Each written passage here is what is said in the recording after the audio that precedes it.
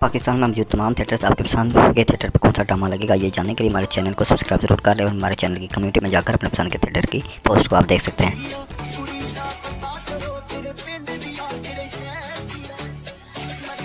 तो अनमोल थिएटर गुजरात में 29 दिसंबर 2022 से जुमरात 29 दिसंबर 2022 से ड्रामा प्ले होगा अनमोल थिएटर गुजरात में। दोस्तों एक ज़बरदस्त कास्ट है, नशा सजना का ड्रामे का नाम है दोस्तों, जिसमें जो है डांसिंग ब्यूटी क्वीन सुपरस्टार एमन मलिक है, डांसिंग डॉल मासूमा मलिक है। इसके अलावा दोस्तों ड्रामा ठीक रात 9 बजे प्ले होगा दोस्तों। इसमें जो है सोनम खान है, अफशा खान है, सना चौधरी है, नेहा खान है।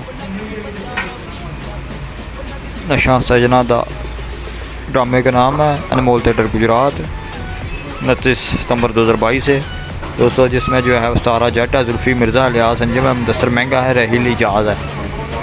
दोस्तों अपने पसंद के थिएटर की नोटिफिकेशन हासिल करने के लिए हमारे चैनल को सब्सक्राइब ज़रूर कर लें।